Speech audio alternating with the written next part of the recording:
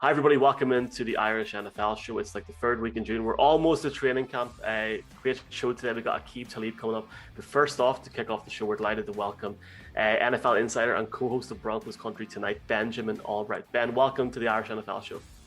Hey, what's going on, man? I'm glad I'm the warm-up act here. If Aqib was like the warm-up act and I was like the follow-up, that would be a disparity of talent there. So that's a good. Plus, I can get out of here before he has a chance to snatch my chain. So. Well, I didn't ask him. Just for anybody wondering, I didn't ask him about that. I wish I did now, but it's all good. Have you any connection to Ireland, Ben? Have you ever been to Ireland before? Any Irish heritage?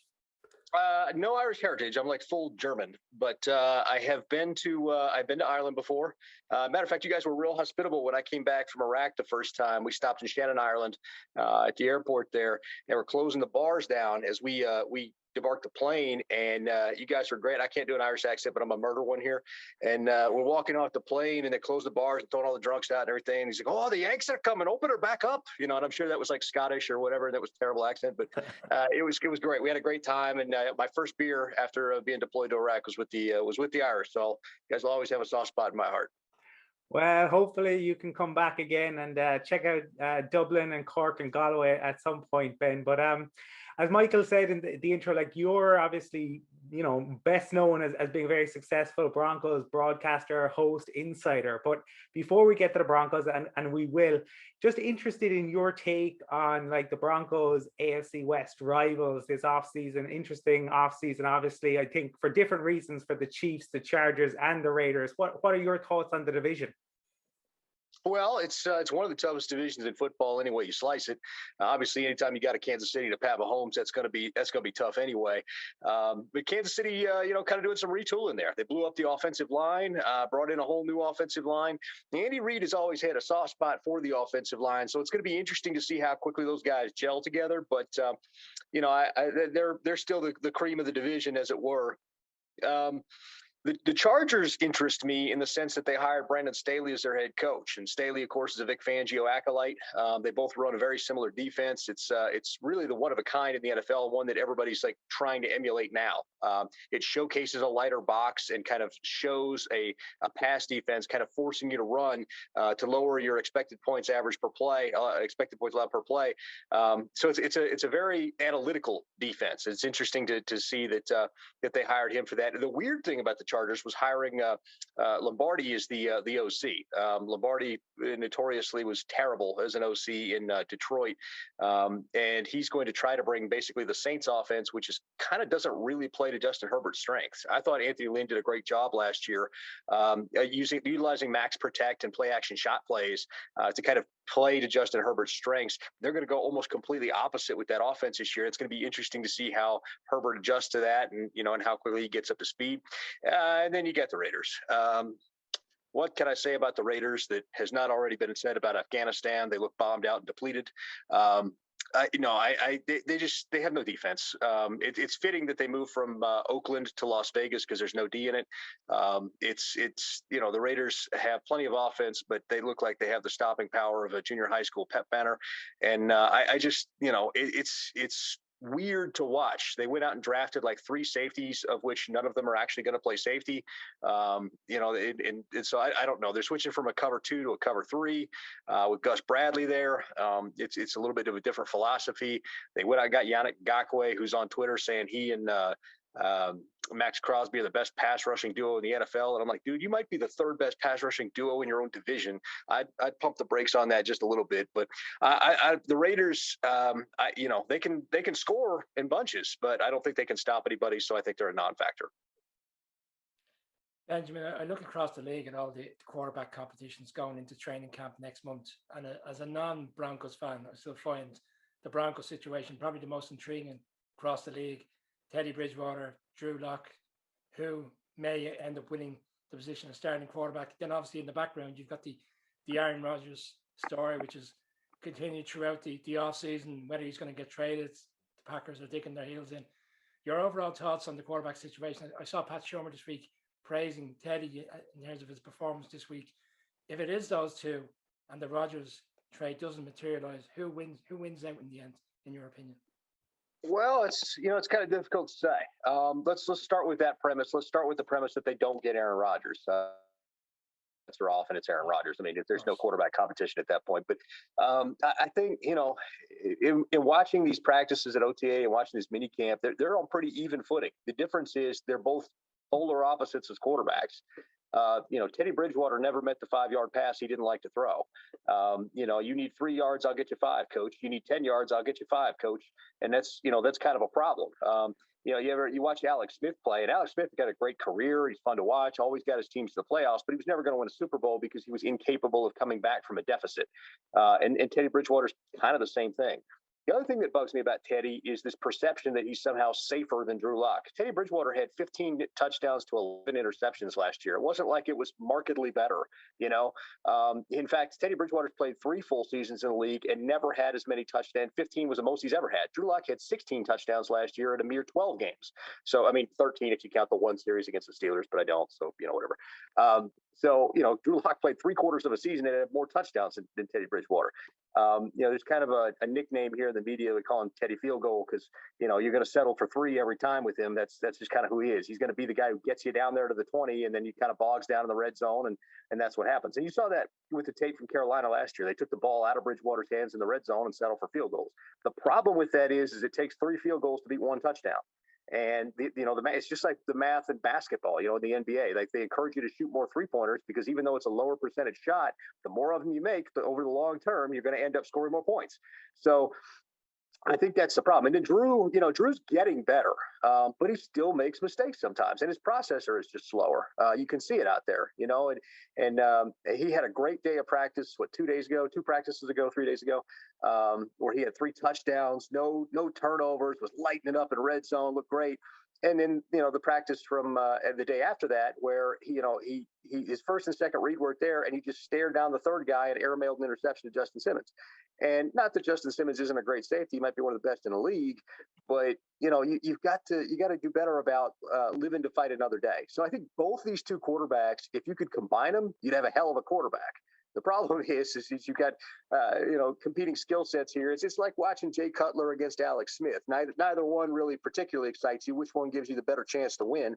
Well, Jay is the one who has a better shot of bringing you back from a deficit, but Teddy's the one, or Alex is the one who probably is the guy that's going to keep you in more games and not put you out of them. So it's just a question of which way they want to go. You asked me which one wins. Most people are going to default to the veteran. Most people are going to default to Teddy Bridgewater on this, but I don't know. I'm hoping I can see some. I'm holding out hope for Drew Lock until I can't hold it out anymore. Time will tell. Looking forward to Broncos camp starting next month. Looking at a different team than Atlanta. They pass on a quarterback and take a guy in Kyle Pitts and then trade Julio Jones to Tennessee. What's your thoughts on the current situation there? Well, they know they've got a big rebuild in front of them. That's part of the thing. I know Arthur Smith pretty well. He's a good dude. That guy's a genius. It's funny because people don't know his background. His dad is the guy who started Federal Express, FedEx, which is one of the largest parcel shipping companies in the world. Similar to probably DHL out there, and you guys have with the yellow train. Yeah. Anyway, they're it's bigger here in America, but FedEx is huge. So Arthur Smith could have just sat back and been a multi-billionaire, heir to an empire. Instead decided to carve his own path, and man, what a great job he's done. Look at him resurrecting Ryan Tannehill's career there in Tennessee, which, by the way, I think Tennessee is going to be the team that falls off the most in the NFL this year. Todd Downing is a disaster as an offensive coordinator. We saw him doing the Raiders a few years back. He took Bill Musgrave's number 6 rated offense with the Raiders and drove it right into 24th overall. So as far as the Falcons go, though, they know they've got some issues, a roster rebuild and turnover coming soon. And I think that's part of it. They would have taken Trey Lance if Trey Lance had been there. That was their main quarterback. They like Zach Wilson. They like Trey Lance. If either one had been there, they would have taken him. But, Pitts was next on the board, and, makes a lot of sense. He's a hybrid mismatch weapon in the same way that kind of Jimmy Graham was in his prime. And he's probably better than Jimmy Graham, to be honest with you, certainly more athletic. And that's saying something because Jimmy Graham used to be a hell of an athlete. So, I like the Falcons a lot. The problem, though, isn't on the offensive side of the ball. It's on the defense. They couldn't stop anybody last year. And so, they're kind of the Raiders of the NFC South, as it were. Plenty of firepower, but can't stop anybody. And so I think that's going to be the problem. If they can ever get that defense figured out, they'd be good. But until then, they're just going to be a fun team to watch that puts up a lot of points and loses a lot of games. And yeah, I suppose Kyle Pitt's going to be very exciting to watch. And I think there are times watching this league where, we feel mortal because we see players do superhuman things. And just interested as somebody who, attends training camp regularly and gets to be there. Have there been any particular moments, be they at the Broncos or elsewhere, where you've been watching a practice or a game and you have felt particularly mortal? I'm thinking back like week 13 last year, and there were a number of one-handed defensive interceptions. But like for you having been there, were there moments where you went, "Wow, that I am immortal, and these are superhumans"? Well, for me, that occurs every morning when I get out of bed, and I'm like, "Oh God, it hurts," and I'm just getting up, and then I have to go see these guys, at the peak of the pinnacle of human physical perfection out there going against each other. Yeah, I feel mortal all the time around this stuff. I get. We get to do every Tuesday with Steve Atwater, who famously had the old Christian Okoye hit. Was one of my idols growing up, and Steve. Ran a foot race with my co-host Ryan Edwards a few years ago, and absolutely just beat the brakes off him. And Steve is not a spring chicken anymore. I mean, he's gotten up there in years, and Ryan's my age, and watching him just absolutely dust Ryan is kind of funny. Yeah, just being around these guys in general, you're just, I think that's part of the draw of football to us. I think it's the one combination that we have of live action combat chess. Because you have the strategy of whatever you're running on offense versus their defense and trying to find the mismatch and attack that. And then you have the physical element, the gladiatorial combat of people going up against each other in speed and strength. And I think it just combines all those things. I think that's the fascinating draw of football to me. So, yes, to answer your question with an incredibly long-winded answer, I feel mortal basically every minute of every day. Benjamin, one of the interesting storylines this week is the number of players that have been vaccinated. I think it's in the region of 50 to 55% across the league. I know the Broncos have a very high percentage, but across the league, it's an even split. And we've seen some players, Cole Beasley in particular, coming out yesterday even, kind of basically very adamant in the fact that he doesn't want to take the vaccine, and he's challenging other players potentially not to take it. And the league, of course, then have issued their mandate this week, which is, having gone through all the various different components of it, they're doing their utmost to make sure everybody is vaccinated. And if you're not vaccinated, you're going to have quite a difficult year in the league in terms of what you can get against what you can do. Your overall thoughts on that situation? Is it going to get better? Are we going to get is it the NFLPA going to have to step in at some stage and kind of issue the players with a mandate that you have to get it? No, I don't think. I mean, this is, you guys, I don't know how much you know about America, but we have a lot of idiots here. I'm well aware of that. Okay, that's it. There's a lot of people that there's that little cartoon that I see all the time, and it's that guy, he's sitting in front of his computer and he's yelling back at his wife, "Hey, honey, look at all this stuff I found on the internet that the leading top scientists in the world all missed," and that's kind of what it is. All these dudes, they get on YouTube and they think they know everything about everything, and it's like the Dunning-Kruger effect, and in actuality.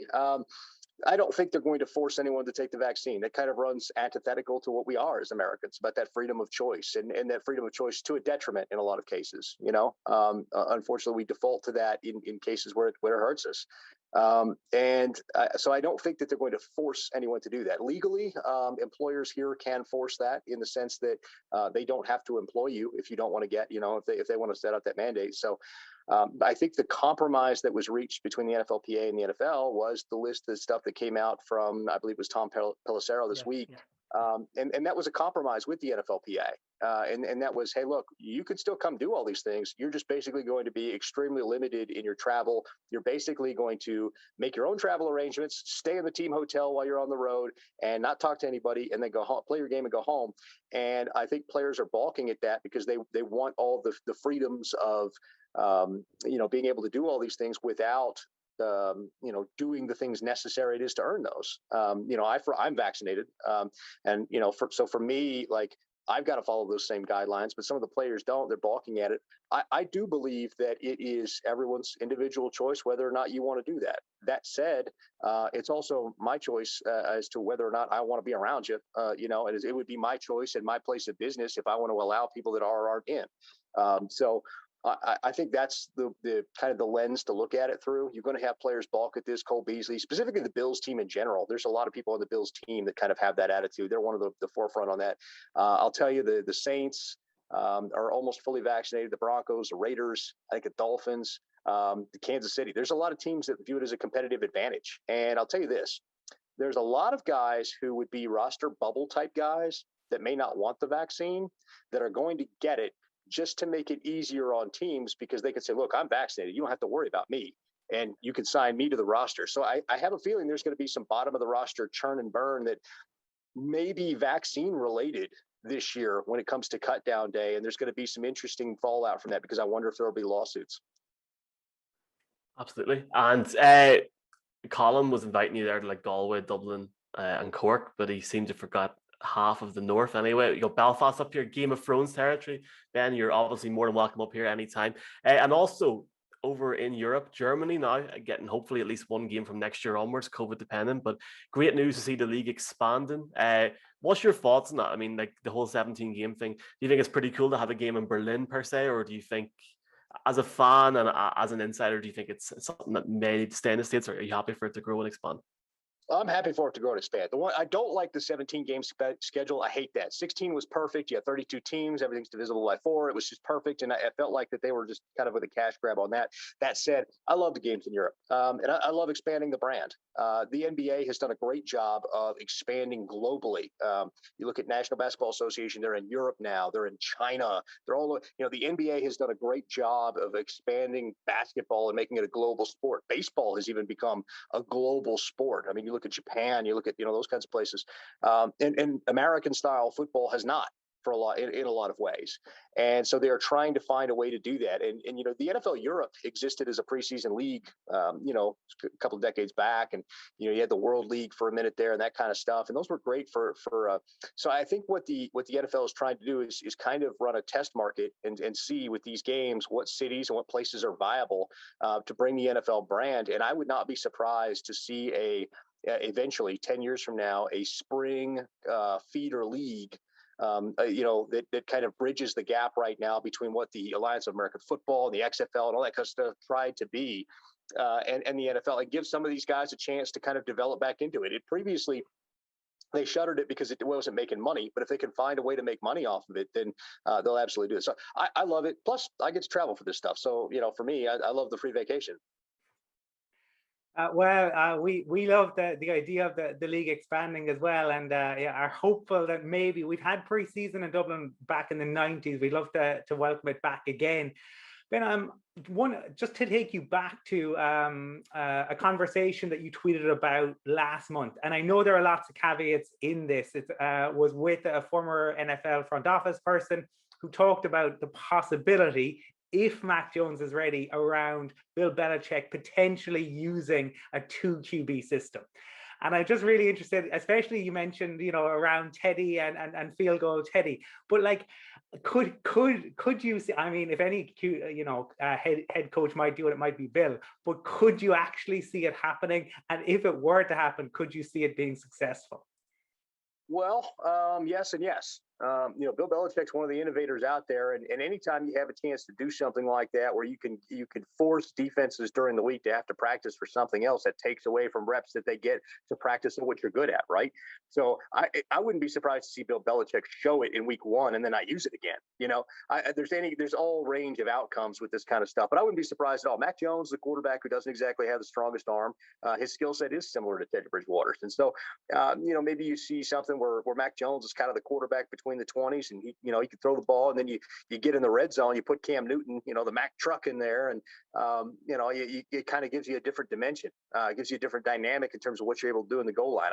It can be successful. We've seen the Saints do it with Drew Brees and Taysom Hill to varying degrees of success over the last couple of years, and so I believe that it can be successful if done right. I always felt like Sean Payton put Taysom Hill in at the wrong times, but if you just had a consistent game plan that was like, hey, Drew Brees is going to be the between the 20s quarterback, and then Taysom Hill is going to be the red zone quarterback, and that's just how we're doing it, I feel like it could be.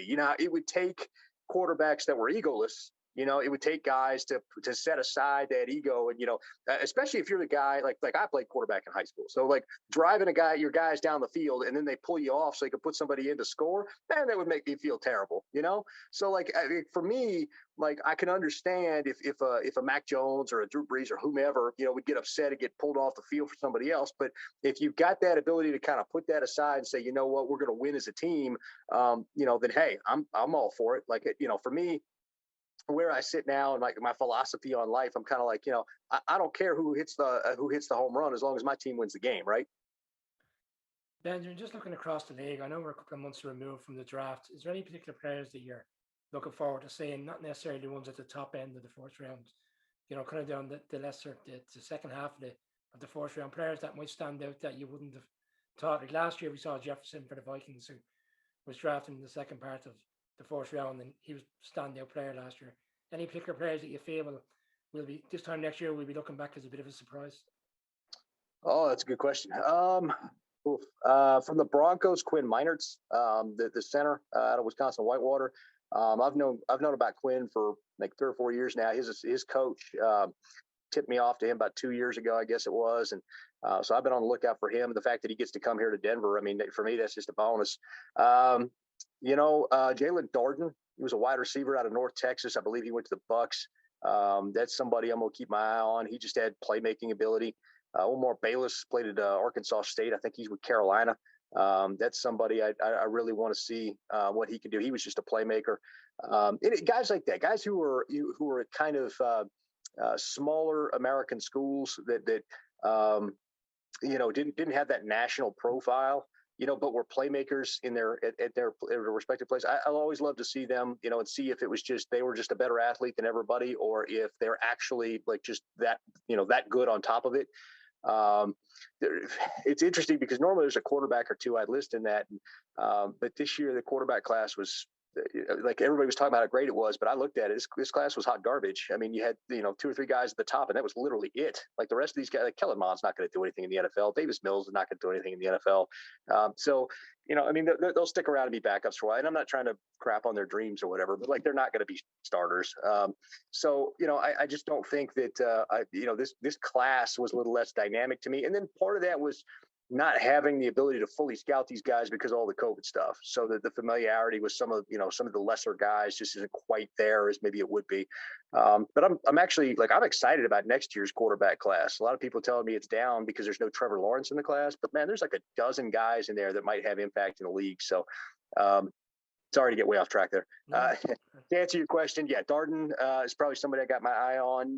Ramondre Stevenson, that's one. Ramondre Stevenson, the running back out of Oklahoma. He's big man. I like big backs, and I cannot lie. The AJ Dillons of the world, the Derrick Henrys of the world. I'm not the biggest guy in the world, so I just love seeing those big, huge dude, rolling out. It's always fun for me to watch that. And look, it's great to hear your thoughts on who might come out next year in from this draft class, and also looking ahead to next year. Hopefully we will see you at the Senior Bowl as well. We had Jim Nagy on recently as well, so it'd be cool to catch up there as well. But Ben, thanks a million for your time. Anybody that wants to check out Benjamin's show with Ryan Edwards, just search Broncos Country Tonight. Anybody in Europe, you can get it on Apple Podcasts or your podcast provider, and at Allbright NFL for some lovely scoops. Personally, hopefully Rogers in the next few days or weeks, who knows. But Ben, thanks a million for your time, and we appreciate you coming on chatting to us. Yeah, absolutely. Anytime. Love it, guys. Anytime you guys need me, I'm happy to do it. And unfollow me at Allbright NFL. I wouldn't follow me either. So it's a dumpster fire. Folks, it's great to have so many great guests on the show, and today is no exception. We're delighted to be joined by 5-time Pro Bowler, Super Bowl 50 champion, Aqib Talib. Aqib, welcome to the Irish NFL show. How y'all doing, man? Appreciate y'all having me on. Thanks for coming on, Aqib. We ask everybody this. Have you any Irish heritage? Have you ever been to Ireland before? No, I've never been, man. And if I got island heritage, I don't know about it. Well, you're certainly welcome anytime you want to come on over, Aqib, and you've got a whole set of new tour guides now. But one of the things that you're famous for, look, is your fantastic ability to intercept opposing QBs. But it's not just the interception. You generally or frequently took it back to the house. And that wasn't just in the NFL where you had 10, but that was back to your college career as well, the 2008 Orange Bowl. Can you talk to us a little bit about that ability that you have? I think it comes from playing offense, man. I growing up, I really was big offense fan, right? And I kind of started playing defense because I ain't want to have to worry about nobody else helping me get to where I want to go, right? I ain't want to have to worry about a good quarterback, or worry about a good line, or worry about if my coach like me to throw me the ball. Let me just play defensive back, and I could be on the sorriest team in the league, right? And still be the best person on the field. So that's kind of how I moved to defense. But I think them pick sixes, I think it come from me just having the ball in my hands a lot while I was younger, man, playing offense. Aqib, can I ask you about your experience playing for the Patriots? I recall a great statement which you made when you went to New England around how you felt you went from being a football player to a professional football player. But your own experience there? Yeah, man, great experience there, man. Like I always say, I really grew up in New England. I took that next step to New England, man. Just that the stage that you play on, if you care about your performance, if you care about how you look on TV, then you're gonna study a little bit more. You're gonna make sure your body is a little bit more in shape, ready to go. If you play for a team like New England, because they always on TV, they always getting talked about like we're doing right now. So you're just gonna be on that stage, man. So I think that pressure of playing for Bill, playing on that stage, shit, it cranked my career up. A bit of fun picking off Tom Brady in practice as well, I imagine, Aqib, as well. So. Oh, definitely, man. A lot of fun. I picked him off in the game too. Come on, Tommy. I know. In London. I got him in London in the game one time for the Bucks. I was on the Bucks. I was at that game. I remember it well, actually. So it was a great performance by you there. Look, the keep, your time in the Bucks and the Rams, obviously, but there's something about the brotherhood of defensive backs, and I'm thinking particularly your time in the Broncos, the no-fly zone with TJ Ward, with Harris, amongst others. And even in New England there, like you and Brandon Brown are coming in as free agents, join up with Devin McCourty, Logan Ryan and the likes. It really is like a fraternity. And, I'm thinking your wedding after the AFC Championship game one time when you have Broncos and Patriots coming to it. Are these like friendships forged in eternity forevermore? Yeah, definitely, man. If you go to work every day, think about it. We even play on Sundays, right? Or we get one off day Tuesday where most of the time on that off day, you probably still go to work. You probably still see those guys on that off day, right? It's not mandatory, but you probably still gonna be there. But you see those guys every day, man, for hours and hours on a day, man. So you gain relationships. You grow those relationships fast. So definitely, man, after we won that Super Bowl, man, I just, the guys who I really had relationships with, I definitely invited them out, man. We had a good time. Aqib, obviously, for any NFL fan, a guy like Bill Belichick is somebody that has almost like maybe a gruff character in the media to us, but anybody that's been around him or played for him, I have nothing but respect and admiration for him. What is Bill Belichick like behind the scenes? Cool, man. Cool dude. He witty, got a bunch of jokes, and he's super intelligent, man. He always talking football. He always talking about the next opponent, what he think, how he think we could play him, what he think is going to work, man. So whatever message he's trying to get to you by Sunday, he started on Monday. He'll keep hitting at it a little bit. Super smart dude, man. He's probably the best leader that I've probably ever been around. We were fortunate to talk to Coach Wade a few months back, and he spoke fondly about you, your time together, your leadership, your knack for pick sixes, and he's absolutely certain that you are going into the Hall of Fame. Can you talk to us about Wade? Hey, well, I appreciate that, Coach, man. I damn sure hope so. But Coach Wade, man, it's one of the smartest defensive-minded guys that I've been around as well, man. Just getting a chance to play for him and Bill was crazy, man. They so smart. They know offenses so well, and they know how to prepare. They know how to take away what you want to do. They know how to take that away. And it seems like when they take that away, they got a good idea what you're going to try to counter with to try to beat them, man. So they almost come with 2 game plans all the time. And, man, I got so much smarter playing for Coach Wade, man, just learning football and how teams want to attack you. Aqib, now that you're not playing, you've got your own podcast, the Call to the Boot podcast. How did that come about, and how are you enjoying that experience? Man, I'm loving it, man. It just kind of came about. Harrison reached out to me. I commented on Danny Green's podcast, and Harrison is his co-host as well. So he kind of reached out like, man, you have a dope-ass podcast. You should do one. And I kind of was freshly retired. I'm like, man, it might keep me around the game a little bit. It might, make me stay around football a little bit. So I tried it, and you know, the bags start coming in. I'm like, oh, this shit cool. You know what I'm saying? I could do this all day. And sponsors coming with 80,000s and stuff. So I'm like, oh yeah, I never really knew that part of it, man. But you know, you see that money come in, man, I can make time for it. Great to hear, Aqib. And look, I've seen you on other shows. Heard you recently on the Rich Eisen show. You mentioned about leadership there, and you were talking about Tyrann Mathieu as a leader and how important it is to instill belief in those around you. You know, when we had Coach Wade on, as Colin alluded to, he called you a great leader as well, but said like you very much had your style of leadership. Can you talk to us a little bit about that? My style of leadership, man. I kind of, you know, I grew up in a rough environment, right? You know what I'm saying? Gangs and outside, all that kind of stuff. So I kind of see that atmosphere. And I ain't gonna say I kind of bring that to the team, but in a sense, we gotta be like a gang. We gotta be us versus everybody. We close, we talk, we ride with each other, we communicate. We gotta move like that, man. And I think I bring that aspect to the team, that bluntness. We gonna be honest with each other. We gonna get it black and white, no gray areas. We're gonna have it black and white before we leave the meeting room and go on the practice field. And I think that's what me being so blunt, so not scared to talk to nobody or not scared to say anything. I do a good job of us being black and white. There's no gray area. I'm gonna ask the question, Coach, how the hell is we supposed to do that when you asking us to do this? You know what I'm saying? I'm the one who gonna say that in the locker room. I'm the one who gonna say that when all the rest of the DBs is thinking the same thing, right? So I think I do a good job, man. Just bringing guys together, man. I bring us together, keeping us together, making light of situations, man. Guys get to arguing. I make it light of the situation. So in a sense, man, it is my own way of leading, but you know, it works. Aqib, you talked there at the start of the show about going to London, obviously having some fun with Brady when you were with the Bucks. At the time, did you enjoy having to go from Tampa Bay to London? And as a former player, what's your thoughts on the game growing internationally in terms of the added travel as well? I loved it, man. I never been to London before.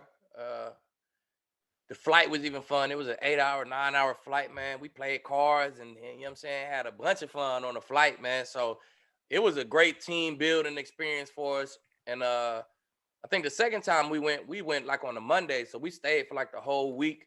So, man, it was just a great experience, man. It was just being in NFL, you think just football and meetings.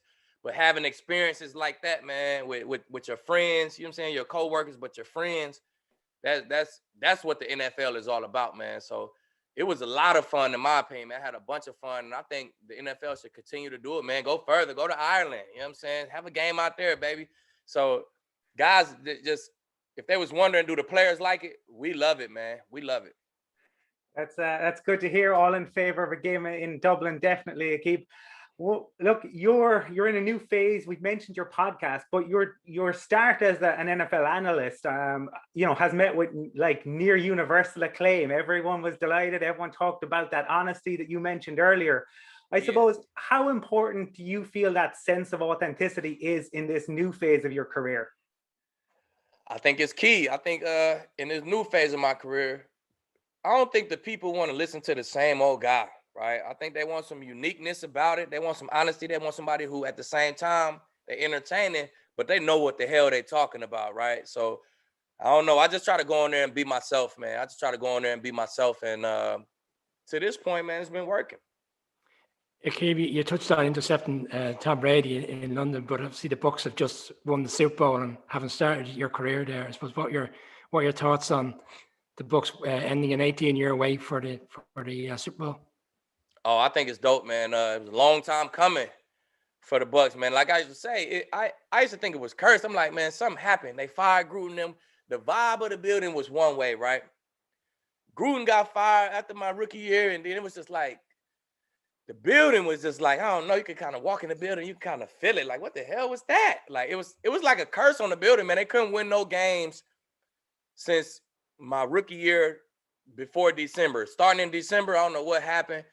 It kind of went downhill, and they've been struggling ever since. But there's only one person who could lift the curse, man, and it's Tommy. Tommy came to the building. He lifted the curse, and just Tommy being a good friend of mine, and then me starting my career with Tampa, man, it was dope. It was dope to see them guys on the boats and them parades and stuff. It was just good for the city, man. It was good for Tampa.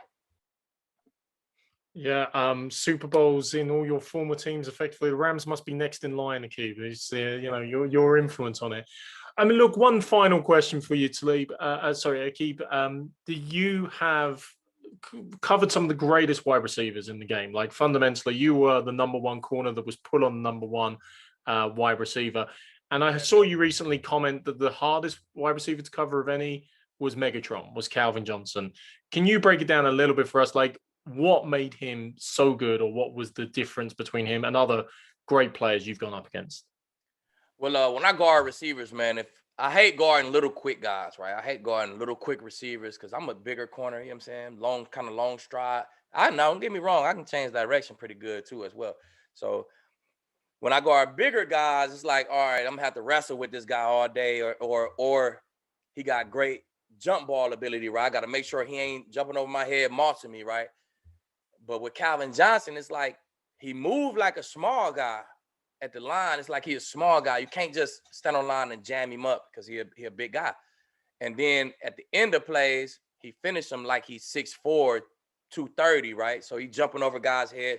And then on top of that, he the fastest receiver. In his time in the league, he was the fastest receiver in the league as well. So he was checking too many boxes, man. And it was real. He had a quarterback with a big arm and Matt Stafford. So it was definitely real, man. And the times I matched up with Calvin, them was definitely my hardest matchups. Absolutely, man. And I would encourage everybody to check out the Call to the Booth podcast and check out Aqib on Twitter. Aqib, a gentleman, thank you very much for coming on. You're welcome on any time. And please hit us up when you come to Ireland. Thanks so much, man. Thanks, guys. I'm gonna hold y'all to that now. Don't hit the side button when I call and I'm in Ireland now. We'll have the whiskey waiting.